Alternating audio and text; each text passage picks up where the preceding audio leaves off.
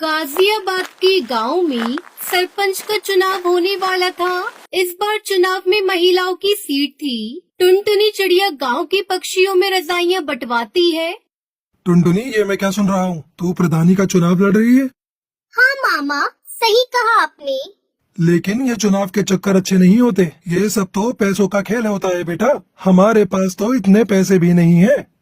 मामू, आप फिक्र मत कीजिए, मेरी कालू कौवे से बात हो गई है।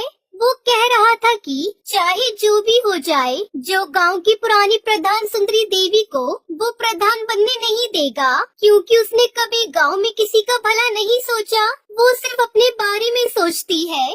बात तो तू सही कह रही है। वह जब से प्रधान बनी है, उसने आज तक किसी भी जंगल वाले की कोई मदद नहीं की। बस अपनी कोठी गाड़ियाँ यही बनाती गई है। लेकिन एक बात बता, हम पैसे कहाँ से लाएंगे? मामू, आप फिक्र मत कीजिए। कालू ने कहा है कि मुझे बस चुनाव में खड़ा होना है और आगे जाकर एक अच्छी प्रधान बनना है।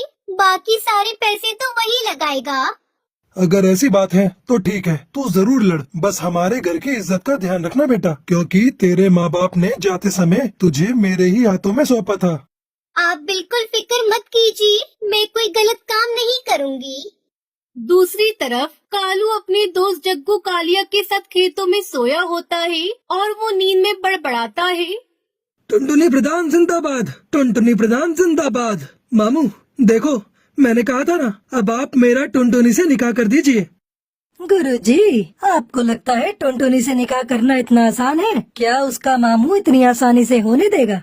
टुनटुनी प्रधानी जीतेगी और मैं तुरंत उसके मामू से टुनटुनी का हाथ मांग लूंगा। तो गुरुजी, हमें इसके लिए पूरी मेहनत करनी होगी। टुनटुनी को जिताने के लिए हमें सबसे पहले दुश्मन की सारी खबर रखनी होगी। शाम दाम दंड भेद सारे ही तरीके अपनाने होंगे। तो चलो चलते हैं गाँव में। दूसरी तरफ बबली कबूतरी अपने घर के दरवाजे पर बैठकर अपनी बहन से कहती है, मैं नहीं लड़ रही है चुनाव। तू ऐसे क्यों कह रही है? तू तो पर्चा भर के आई है। पर्चा तो भर आई हूँ, लेकिन अब सोच लिया है कि मैं कोई चुनाव नहीं लड़ूंगी। मैं अपना नाम वापस ले लूंगी। बहुत हो गया ये रोज का नाटक। कालू बाहर खड़ा होकर सब सुन रहा होता है। अगर ये चुनाव नहीं लड़ेगी तो हमारा तो बहुत नुकसान हो जाएगा। बबली प्रधान जिंदाबाद, बबली प्रधान जिंदाबाद। गुरुजी, जब आपने इसे प्रधान बोल ही दिया है तो जरूर जीत जाएगी। फिर बबली उसकी बहन लूसी दोनों बाहर आते हैं। अरे मैं नहीं लड़ रही चुनाव, हमारे घर में तो रोज की लड़ाई है। मुझे एक बाबा ने बताया है कि बबली के घर में प्रधानी जानी चाहिए, और तू ये सोचती है कि प्रधान बन जाएगी तो घर का काम कौन करेगा?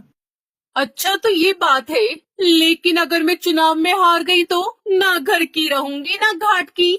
तू तो रही पागल की पागल, तेरा कुछ नहीं हो सकता। तेरे को बोलकर कोई फायदा नहीं, मैं जा रहा हूँ।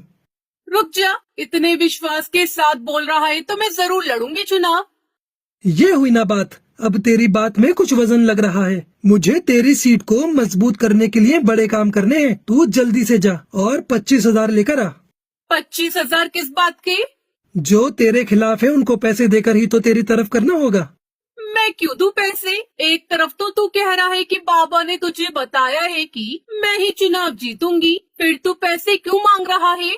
बाबा ने ये भी बताया है कि तेरे दुश्मन पैसों से बड़े ताकतवर हैं और वे पैसे खर्च करके तुझे हराने की पूरी कोशिश करेंगे।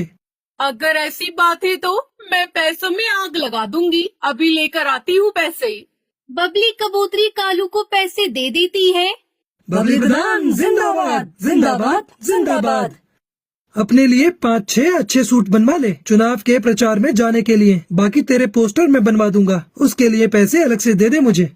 अलग से कैसे पैसे? 25,000 की जगह 30,000 दिए हैं। ठीक है, पोस्टर के खर्चे का बाद में देख लेंगे। अब मुझे बहुत काम करना है, जाने दो। बबली प्रधान जिंदाबाद, जिंदाबाद, जिंदाबाद। बबली प्रधान जिंदाबाद करते हुए वो वहाँ से आगे निकल पड़ता है। कालू पूरा माहौल बना देगा, तुझे प्रधान भी बनवा देगा। गुरुजी, कमाल हो गया, 1 मिनट में 30,000। चलो सुंदरी प्रधान के घर। सुंदरी प्रधान जिंदाबाद, जिंदाबाद, जिंदाबाद। सुंदरी प्रधान जिंदाबाद। सुंदरी प्रधान जिंदाबाद करते हुए वो दोनों सुंदरी प्रधान के घर पहुंच जाते हैं। मेरे टक्कर का इस पूरे गांव में कोई नहीं है। प्रधानी का चुनाव तो मैं ही जीतूंगी। हाँ सुंदरी प्रधान, तुम बिल्कुल ही सही कह रही हो, तुम ही जीतोगी। मैं तो स्कूल में खड़ा होकर सारे वोट तुम्हारे ही नाम पर डलवाऊंगा। मेरा बस चले तो सबको भगाकर खुद ही तुम्हारे नाम पर वोट डाल दूं। कालू तू याद रखना मुझे। इसमें याद वाली क्या बात है? मेरे दादा परदादा, इसके दादा परदादा सब हमेशा से ही तेरे साथ हैं। बस कालू तूने कह दिया तेरा साथ है तो आधा चुनाव तो मैं अभी जीत गई। अब तू एक काम कर, थोड़े कंबल ले जा और गांव में बंटवा दे। सुंदरी प्रधान, हम ऐसे ही किसी के पास नहीं जाते और किसी के साथ खड़े हो गए तो उसे जिताकर ही छोड़ेंगे। सही कहा ना चक्कू कालिया? तो बोलो सुंदरी प्रधान जिंदाबाद। बस तुम तो अपनी प्रधानी पक्की समझो। वैसे तो मुझे खुद पर पूरा विश्वास है, अब तुमने कह दिया तो विश्वास और पक्का हो गया। अरे हम जो बताने आए थे वो तो भूल ही गए। मेरे पास बबली आई थी नोटों की थैली लेकर। हमने वो पैसे नहीं लिए। जब उसको वोट ही नहीं देना है तो थैली क्यों लेना है? अच्छा किया। अगर तेरा समर्थन मिल गया कालू तो मुझे हराने वाला कोई नहीं है। तुझे समर्थन चाहिए या वोट चाहिए? बस समर्थन तो हम तेरे लिए ले ही आएंगे और जो वोट नहीं देगा उसे खिला पिला कर तेरी तरफ कर देंगे। मुझे तेरे से यही उम्मीद थी कालू। तू जिस चीज पर हाथ रख देगा वो तेरी होगी। बस एक बार मुझे चुनाव जीत जाने दे। जिस चीज की भी जरूरत हो आकर ले जाना। तेरे घर का तो मैं पानी भी नहीं पीऊंगा। तुझे वोट देने के लिए मैं तेरे से कुछ लूंगा क्या? वह तो जब मैं गांव में निकला तो 2-4 पक्षियों ने पूछा कि भाई किसे वोट डालना है, कुछ खिला पिला दो। उसके लिए मैं तेरे से पैसे लूंगा, उनको खिलाने पिलाने के लिए और तेरी तरफ करने के लिए, वरना मैं तो एक पैसा न लूं। कालू जब तेरे जैसे लोग मेरे फेवर में है ना तो मैं ही जीतूंगी चुनाव। अरे वो हरिया तोती आई थी मेरे पास पैसे लेकर कि मैं और अपने साथ वाले वोट उसे दे दूं। मैंने तो सीधा ही मना कर दिया कि मैं नहीं लूंगा पैसे। जब वोट उसे नहीं देना तो उसके पैसे क्यों लेना? ठीक किया तूने। मैंने उसको साफ साफ कह दिया कि इतने पैसे तो सुंदरी ऐसे ही दे देगी मुझे। अब तुम एक काम करो सुंदरी प्रधान, मुझे 25,000 ला कर दो। मैं उनके लिए काजू बादाम और फलों की टोकरी उतरवाता हूँ। बस फिर देर किस बात की है, ये ले पैसे। वो सुंदरी प्रधान जिंदाबाद करते हुए वहाँ से निकल जाते हैं। दूसरी तरफ हरिया तोती के घर उसका पति तोताराम परेशान था। क्या सोच रही हो? मैं यह सोच रहा हूँ कि तू इस बार चुनाव मत लड़। क्यों न लड़ू चुनाव? मेरी बात हो गई है, सारा गांव मेरे साथ है। अरे 2 बार तो मैं भी चुनाव लड़ चुका, देख हार के बैठा हूँ। तुम हार गए लेकिन मैं तो जीतूंगी। अरे रहने दे, तू क्यों घर को बर्बाद करने पर तुली हुई है? तुम कुछ भी कहो, मैं तो लड़ूंगी चुनाव और जीतूंगी भी। तभी कालू आता है। हरिया प्रधान जिंदाबाद। देखो कालू खुद मेरी जी कार करते हुए आ रहा है और ये जिसके पीछे लग गया वो तो जीत ही गया समझो। अरे तोताराम क्या बात हो गई? दुखी क्यों हो? क्या बताऊं तुझे, 2 बार चुनाव लड़ा और हार गया। अब ये चुनाव लड़ने को कह रही है, बात ही नहीं मान रही मेरी। अब हार की बात करेगा तो हारेगा ही। जीत की बात कर, जीत की। पीछे मुड़कर देखना छोड़ दे और आगे की तरफ बढ़। कौन समझाए? ये तो पुरानी बात पकड़ कर ही बैठे हैं। मैंने कहा जिसके साथ कालू हो उसकी तो जीत ही होगी। अब तुम्हें क्या बताऊं, 3 बार आ गए मेरे घर पर 30,000 40,000 लेकर। कह रहे थे कि तुम बस चुनाव जितवा दो, पैसे चाहे कितने भी लग जाएं। तूने किसी को हाँ तो नहीं करे? ऐसे कैसे हाँ कर देता? ऐसी गालियां दी, अगर तू सुनती तो तेरे कानों से खून आ जाता। बिल्कुल सही किया तूने। मैंने तो बोल दिया कि तू 30 लेकर आई है, 40 तो हरिया मुझे ऐसे ही दे देगी। इतने पैसे तो नहीं दे पाऊंगी। कितने पैसे दे पाएगी? बताओ जी। क्या बताऊं, 15,000 दे दे कालू को। ठीक है, ये तो हमारे घर की बात है। बाकी के पैसे बाद में दे देना। और एक बात बता दूं, ये पैसे मैं अपने लिए नहीं ले रहा, लोगों की खुशामद के लिए ले रहा हूँ, ताकि उनका वोट तेरे नाम पर डलवा सकूं। मुझे क्या करना है पैसों का? वोट के लिए तो हमने दारू मंगा रखी है। अरे बेवकूफ, जो दारू नहीं लेता उनके लिए कुछ और मंगवाना पड़ेगा। बस ये पैसे उनमें ही खर्च करूँगा। ठीक है, पैसे ले जा और दारू की बोतल भी ले जा और बना दे हमारे नाम का माहौल पूरे गांव में। कालू और जग्गू कालिया हरिया प्रधान जिंदाबाद करते हुए वहाँ से निकल जाते हैं। कुछ दिनों बाद बबली अपनी बहन से कहती है, मुझे बाकी किसी से डर नहीं है, सिर्फ टुनटुनी से डर है। बिना पति की इलेक्शन लड़ रही है। गांव के सारे मर्द पक्षी तो इसे ही वोट देंगे। तुम फिक्र क्यों करती हो? वैसे भी ये अपने गांव की है नहीं, ये इसके मामा का गांव है। इसकी सीट तो कैंसिल ही कर देंगे। वोटिंग का दिन आता है और गांव में वोट पड़ते हैं। सुनो गांव वालों, हमारे अधिकारी जी ने वोटों की गिनती कर ली है। अब वह परिणाम की घोषणा करेंगे। गांव वालों, टुनटुनी 103 वोटों से आगे है और वह गांव की प्रधान घोषित की जाती है। टुनटुनी कालू सब नाचने लगते हैं। गांव वालों, हमें पंचायत बुलानी होगी। यह चुनाव गैर कानूनी हुआ है। हाँ हाँ, सही कहा तोताराम ने। ये चुनाव गैर कानूनी है। टुनटुनी तो इस गांव की है ही नहीं, फिर ये चुनाव कैसे लड़ सकती है?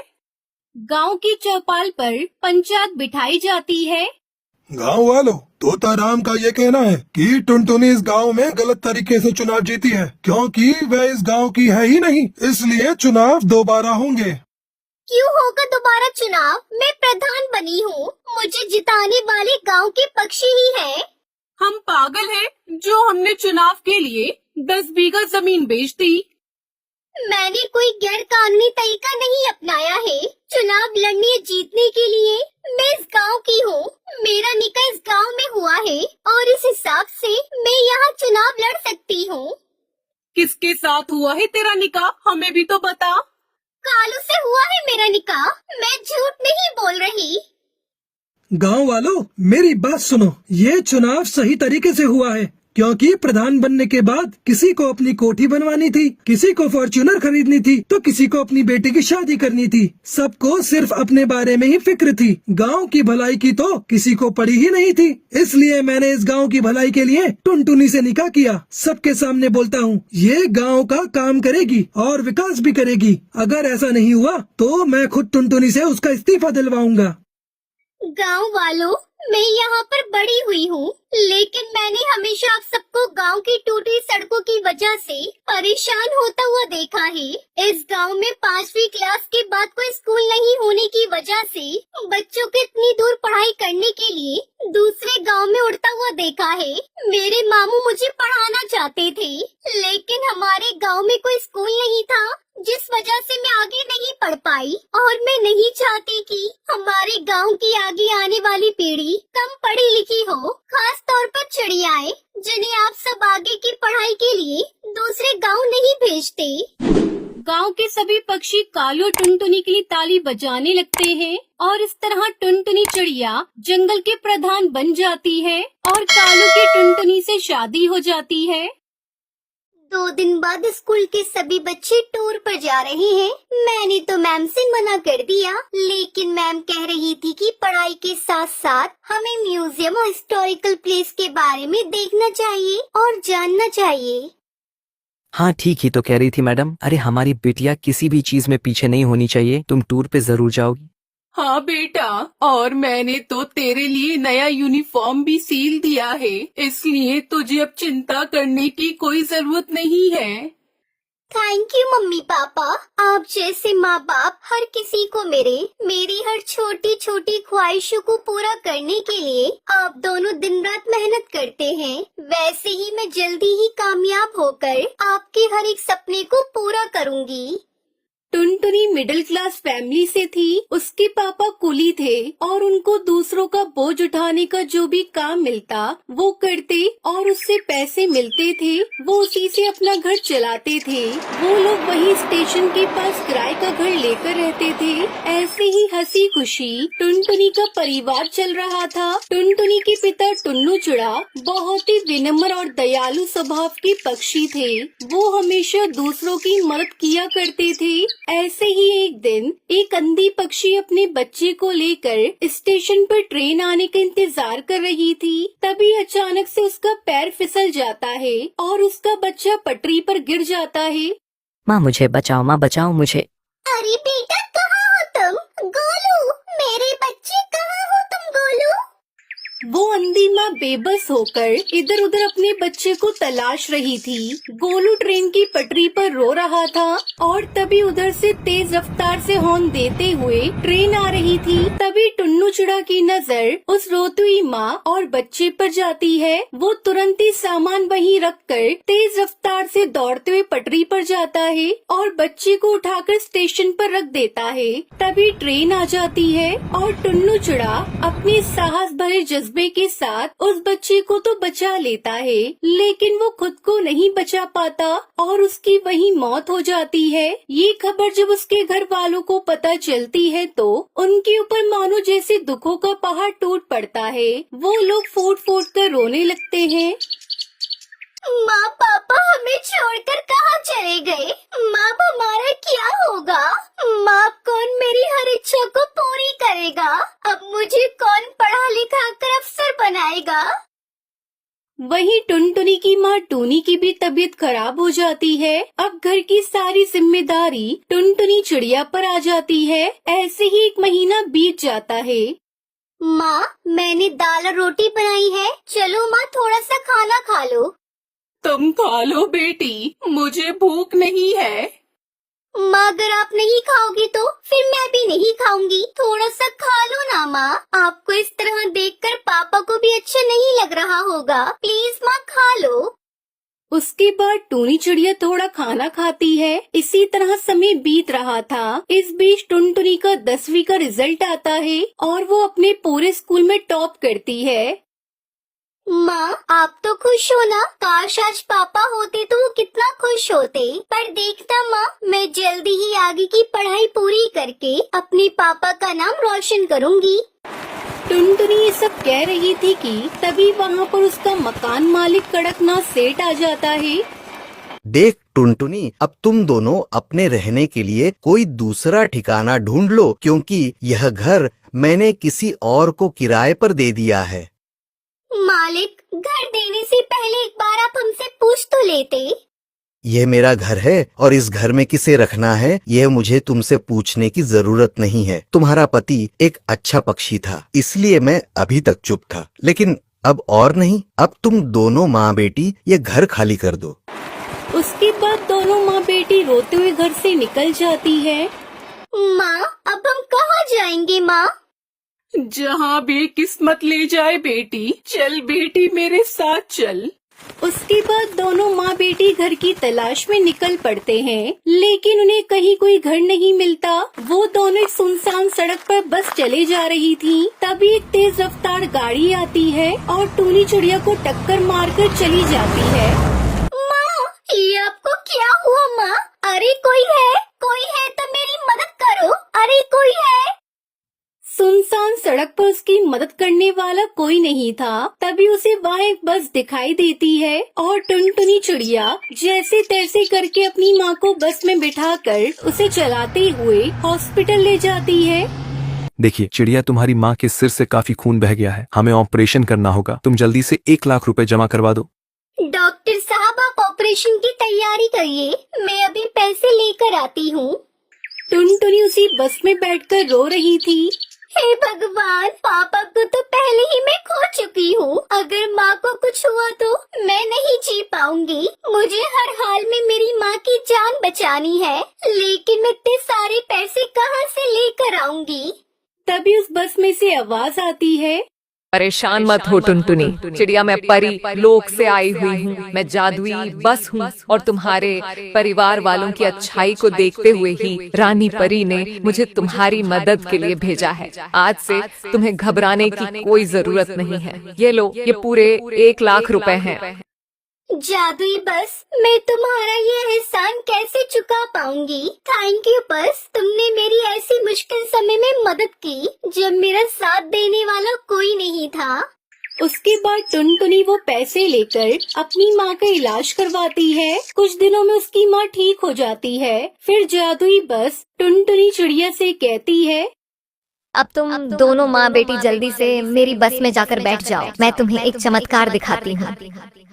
उसके बाद वो बस खुद ब खुद एक बस घर के रूप में बदल जाती है। टुनटुनी, आज से ये घर तुम्हारा है। तुम अब यहाँ अपनी माँ के साथ आराम से इस बस घर में रह सकती हो। और हाँ, तुम्हें इस घर में किसी भी तरह की कोई कमी नहीं होगी। वो सब तो ठीक है जादुई बस, लेकिन ये बस घर तो शहर से काफी दूर है। फिर मैं अपने स्कूल कैसे जाऊंगी? बस इतनी सी बात, मैं हूँ ना, मैं भला किस दिन काम आऊंगी। उस दिन के बाद से टुनटुनी और उसकी माँ जादुई बस घर के साथ हंसी खुशी रहने लगती हैं। उन्हें अब किसी भी चीज की कोई कमी नहीं होती और जादुई बस हर कदम पर टुनटुनी की सहायता करती है।